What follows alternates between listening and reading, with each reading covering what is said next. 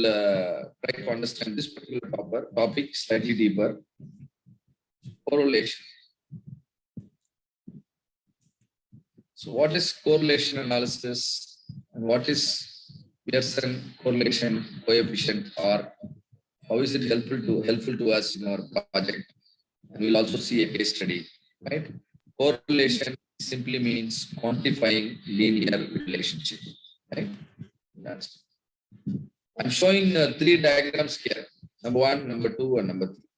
These diagrams are nothing but the scatter diagrams. These diagrams are nothing but the scatter diagrams. No, scatter diagram are nothing but the one of the QC tool, one of the 7 quality control tool. Scatter diagram is also in the list of 7 QC tools. You can plot scatter diagram the moment you know your X variable and Y variable both are of continuous type. Continuous data, right? When your X variable is continuous, Y also continuous. For example, speed versus mileage, height versus weight, calories versus the weight gain, right? The chemical concentration and then the strength of the material, something like that. If both are continuous, you can use scatter diagram. There are 3 scatter diagrams. Look at the third one. Do you think a relationship exists between X and Y? Looking at this kind of scatter diagram? No, sir. No relationship. So you can easily understand, looking at the scatter diagram, you get a broader idea whether a relationship will exist or not. The points are completely scattered. That's why we call it a scatter diagram. And it's an evidence of no relationship between X and Y. We call it no correlation. Coming to the first diagram, as the X keeps on increasing, what happens to your Y? Y also keeps on increasing. Not only that, the points are found to lie perfectly on a straight line. So you can call this situation as perfect correlation. You can call it positive because increase in X leads to increase in Y. You can call it perfect because everything is exactly on the line. If everything is exactly on the line, you can understand X significantly controls the Y. X significantly controls the Y, right? And that is the thing. And here also it is perfect correlation, but it is negative because as X increases, Y decreases. You can see, isn't it? Hope you understand the graph. And in order to quantify the relationship, one thing is, if you look at the graph and tell it is little broader, not very specific. So you can also rely on a metric called Pearson correlation coefficient. And there is a formula to find out. All that required is set of data. Set of X variable, set of Y variable in 2 columns. If it is available with you, you can use this formula and calculate the Pearson correlation coefficient. You know what is X bar here? The average of the X data. Y bar is average of the Y data. Sx is standard deviation for X data. Sy is standard deviation for Y data. N is the number of data you have. If you use this formula, R will always lie between -1 and +1. The formula is designed in such a way that when R equal to 1, when R becomes either +1 or -1, you will see all the point lying perfectly on the straight line. When R approaches 0, you will see all the points completely scattered. The formula and the graph, what you have seen in the previous slide, has got a linkage, right? That this is statistics. And now, 0 to +1 is called positive correlation. 0 to -1 is called negative correlation. Within positive correlation, 0 to 0.4 is called weak correlation. 0.4 to 0.7 is called moderate correlation. 0.7 to 1 is called strong correlation. You can also call 0.9 to 1 as very strong, 0 to 0.2 as very weak, something like that. Similarly, on the right side, this is how you calculate it.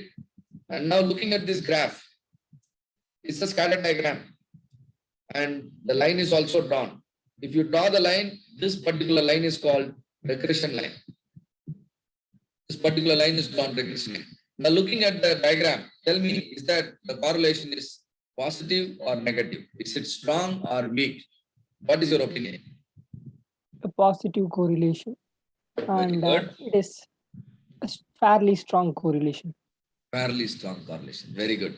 So, so you get a clue about how to control the Y. You get a Yes. clue about how to control the Y. Very good. A good finding. So now, how to interpret a correlation analysis? Always it is important to make conclusion referring to the scatter diagram. Referring to the scatter diagram, right?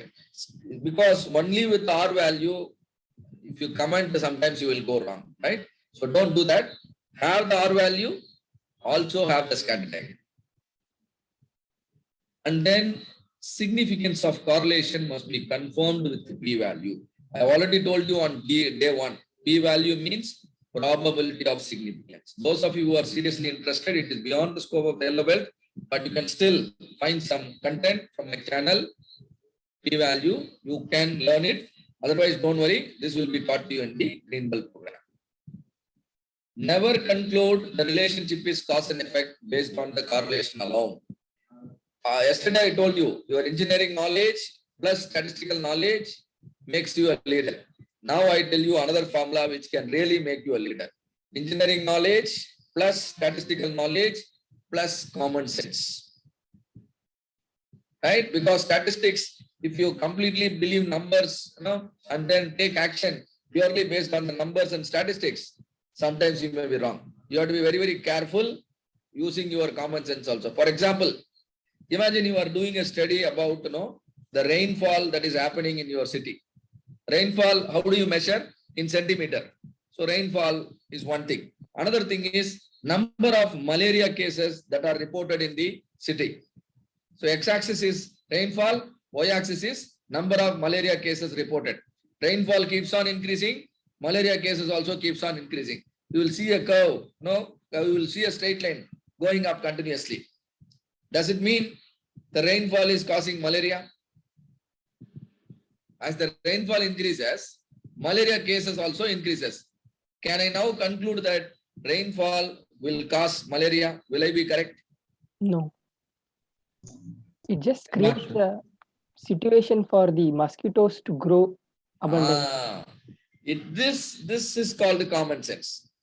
Data says as the rainfall increases, malaria cases increases. Your data is telling you that comes with the appropriate p-value. You might be tempted to believe it, but you should not believe it.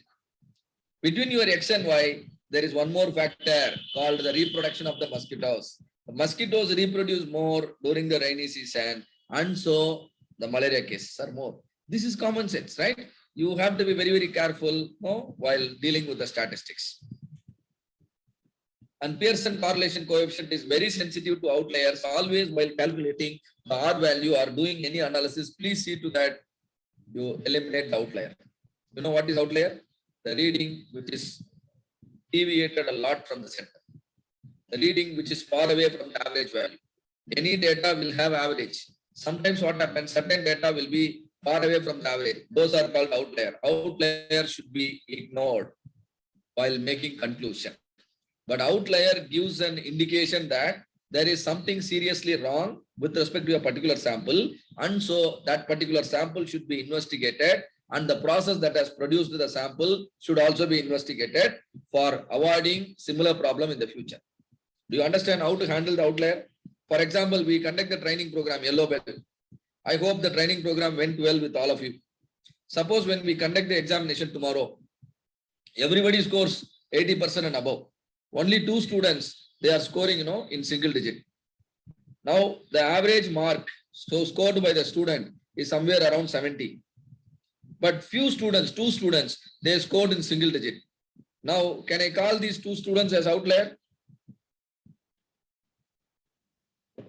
Yes, sir. Yes, sir. Yes, sir. What is it telling you? When 2 students are, scoring in single digit, is it the process, our training process is not capable, or is it something, problematic with the particular 2 or 3 students? Something else, sir. Yes, those 2 or 3 might not have attended the session seriously, isn't it? Might have, maybe some health issue. And that is the reason there is no need for you to blame the process. Process is going good, but outlier will try to deviate your conclusion. That is why always you must safely ignore the outliers and use only the rest of the data to understand the real performance of the process. You get the point? If you really wanted to understand how the teaching is going on, you should never include the outliers. Outliers are not only the failed candidate, those who are scoring very high, they are also outliers. Because what is your average? Your average is 70. All the marks around 70 can be used. But if somebody scored 100 out of 100, he should also be treated as an outlier. He scored 100 because he put a lot of additional effort. Your process has not driven the 100 center. Process has driven everyone to score around 70. That is what is reflecting in average. So any data which is far away from the average should be considered as an outlier, and that should be ignored while making statistical conclusions. Otherwise, you might be tempted to make wrong conclusions. See here, there is a scatter diagram, there is a regression line, there is a Pearson correlation coefficient. Tell me, what can you comment about this scatter diagram relationship? A strong relation. Strong, positive Positive. correlation. What is this? A strong negative correlation. Strong negative. Strong positive, strong negative. What is this?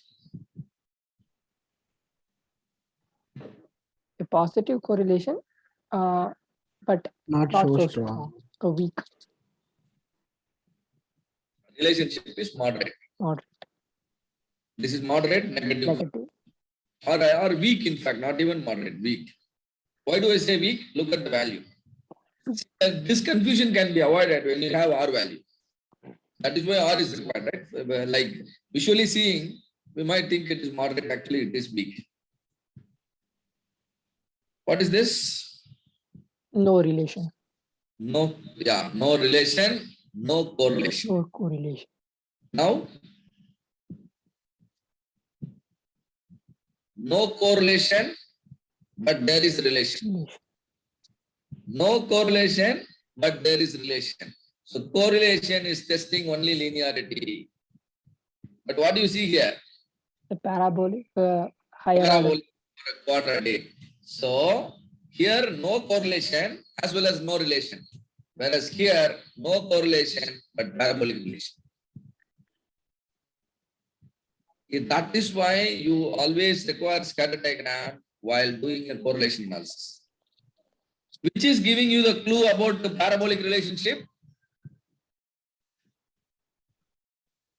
Is giving the clue. R is telling you no correlation, but parabolic relationship is understood looking at the scatter diagram, right? Imagine an aluminum casting manufacturing industry, maybe a foundry. There were a lot of castings that contain porosity. Porosity means there will be holes inside, right? When you do the measuring, you come to know that there are certain castings in porosity. And the suspect, the team has discussed a brainstormed effect analysis. Finally, experts and team members were telling that hydrogen content, when you are actually pouring the molten metal, the hydrogen content is actually making the castings porous. So hydrogen content is varied and porosity level is studied. Hydrogen content is the X variable, porosity is the Y variable. I have changed the X variable from 0.18 to 0.28. And porosity is also changing. And now I am plotting the relationship. The scatter diagram is plotted, regression line is plotted. And tell me, do you think a relationship exists between hydrogen content and porosity? Looks possible, right? As the hydrogen content is increased, porosity is also increasing. And relationship is found to be moderate and it is positive. That is confirmed with R value of 0.625. R value of 0.625 tells me that the relationship is moderate. In order to further understand, I want you to square the R value. When you square the R value, R becomes R square. When you make the R into R square, it is now called coefficient of determination. Here it is Pearson correlation coefficient. Here it is coefficient of determination. How much is the coefficient of determination? 0.39. It simply means 39% changes that are observed in the porosity or because of the changes they have made in the hydrogen content. You understand? 39% of the changes you observed in the porosity are because of the changes you have made in the hydrogen. It also means 60% of the changes observed in your porosity level could be due to some other factor. Sir, may you repeat R square? 39% of the changes observed in the porosity are Sir, due the term, sir. Term for R square. coefficient of determination, I said. R square is called coefficient of determination. R, it becomes R square. And 0.39, R square 0.39 means you can control the problem to an extent of 39%. Still 61% of the problem will remain. Even if you optimize hydrogen content, maximum you can solve only 39% of the problem. Still 61% of the problem you cannot solve. You understand? You can understand this relationship. Something like imagine, a person in a family, he takes decision only based on the recommendation of his wife. Am I correct? Do you understand situation? A person always takes decision only based on his wife opinion. So that means that particular individual is completely controlled by his wife. Am I right? Yes, sir. That person takes decision only based on what his wife says. So instead of talking to that person, you can directly talk to his wife and then you can get your work done. Am I correct? That person is fully influenced by his wife. Same way here, your wife is influenced by the X and the level of influence is 39%. That means 39% opinion from X is taken, I mean X1, but remaining 61%, there are few more X. In certain families, certain people, they not only hear to the wife, they hear to their mother also, they hear to the sister also, isn't it? So you need to know the factors that can influence your why. If it is a single factor, your job is easy. If it is a multiple factor, your job is difficult. In order to optimize your why, you need to talk to so many people. In order to influence a person who takes the opinion of 3-4 people, you need to talk to 3-4 people. Make everyone give the same opinion. Then only that person will take the decision in your favor. So how many factors are influencing your why? You get a clue from the R square. Now the R square is clearly telling me that there are additional factors. Am I right? Hydrogen content alone is not responsible for the problem of porosity. There are few more factors. So additional investigation have to be carried out. Again, sit for the brainstorming, bring the expert again, talk to the operators and everyone, try to figure out more factors. Clear? And also, this line, red color line is called regression. You can also derive the equation of the line by making use of your mathematical and statistical knowledge. If the points are closer to the line, then your R value will be closer to 1. If the points are away from the line, R value will move away from 1 and start approaching 0, isn't it? So that is why it is 0.625. That is why we said the relationship is moderate. And again, p-value, always any statistical analysis should have a p-value. So p-value, you must understand, a lower p-value will always support your findings. Higher p-value will not support your finding. Higher p-value means the data, the information that is coming from your data may be false. If the p-value is lower, the information that is coming from your data is true, right? You can trust the finding with a lower p-value. Here p-value is 0.01. 0.01 means 99.99% you can trust. But 1.01% there is a risk that your decision can go wrong using the data, right?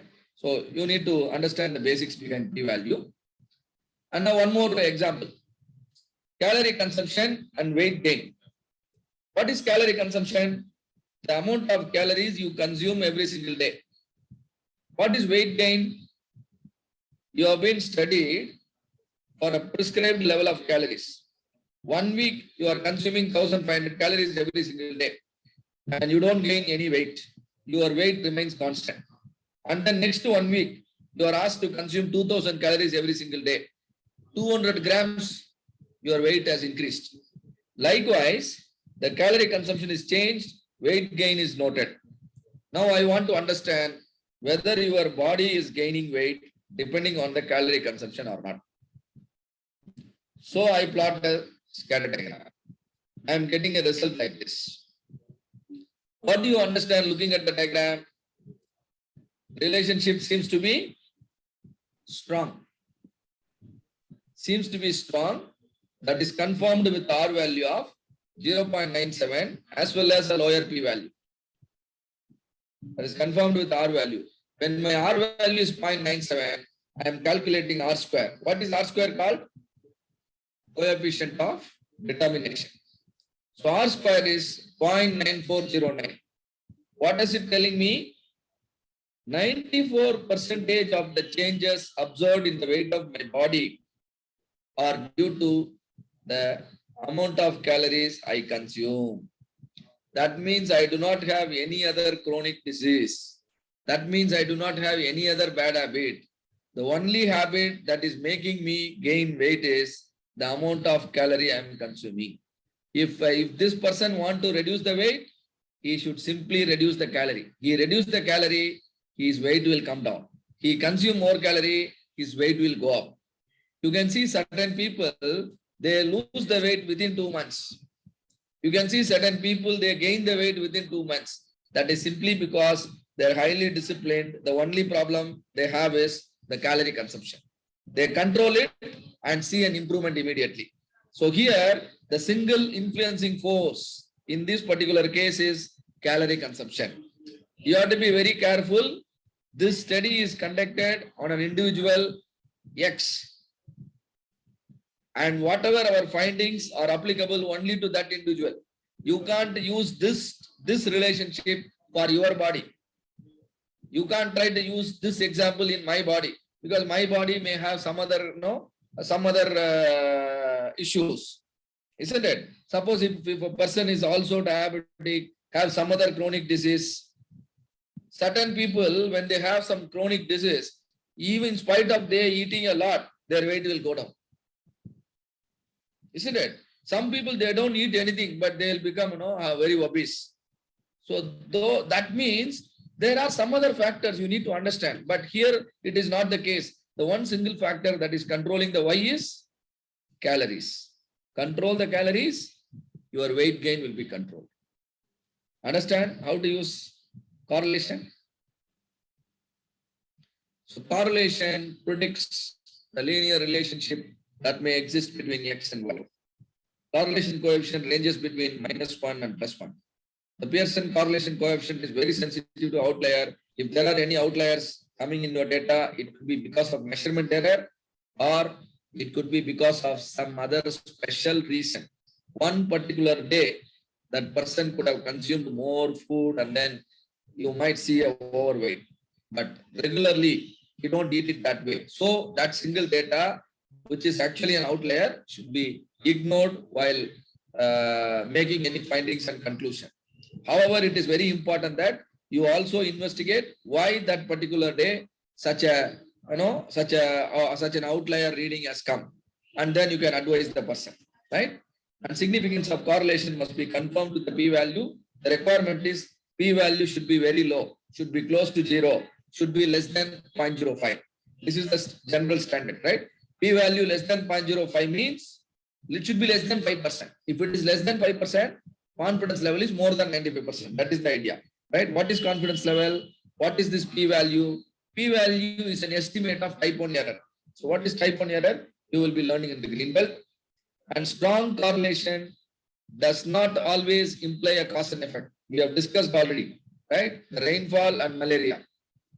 Correlation is strong. R value is good. R square is also good. Then also no, the factor may not be the cause.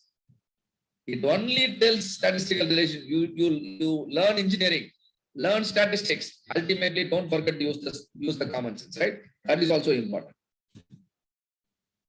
This is about correlation. Any question?